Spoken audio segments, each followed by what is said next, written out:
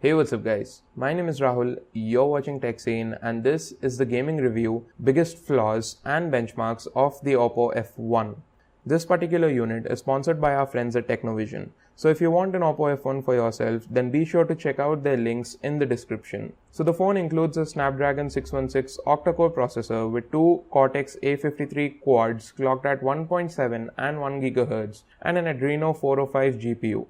So let's see how it fares in gaming.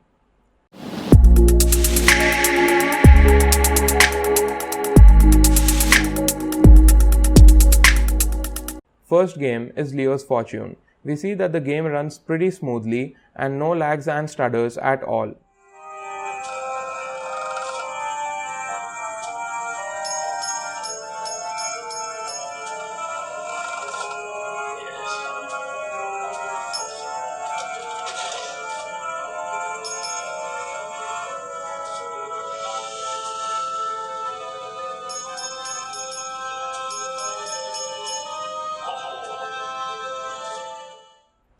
Second game is Asphalt Nitro, and again the game runs smoothly and there is no frame drop or lagging at all.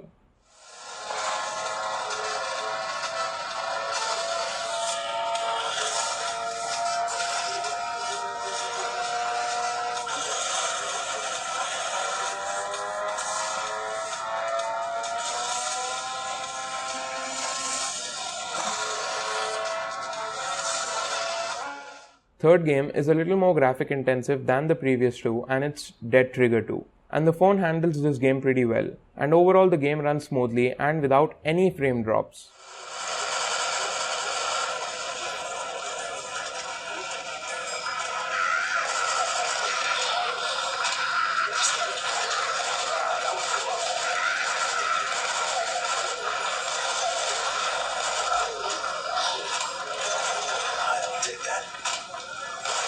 Fourth game is the most graphic intensive one from the lot, and it is N.O.V.A 3.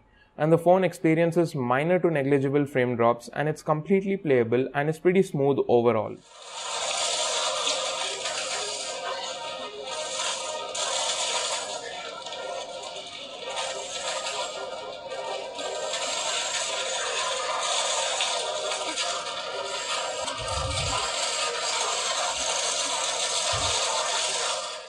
All in all, the gaming experience has been pretty good on this device. The processor and the GPU have pretty less pixels to push on the 720p display, so they can utilize their entire capacity while the game is running. The outcome would have been very different if this phone was a 1080p display, according to me. Overall, this is a pretty well balanced package. Now that being said, this phone has a few flaws as well. First one being that the display is clearly outdated and has 295 pixels per inch spread across 5-inch 720p IPS display, which by today's standards is not up to the mark, and there are better displays in the same price bracket.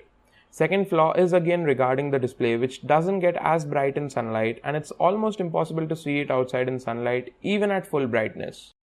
Third flaw is the reversed or upside down micro USB port. I seriously have no clue why it is upside down, or is there any benefit from keeping the port that way, but overall it's really irritating, and I am used to the proper micro USB port found on other Android smartphones, not this one.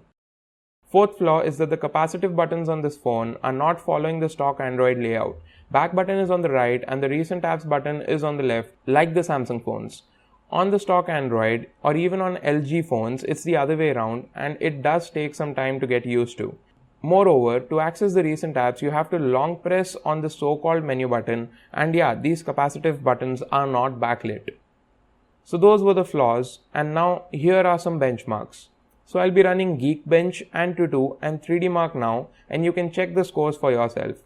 So the full review of this device will be up soon, and make sure you get subscribed for awesome tech content like this in the future.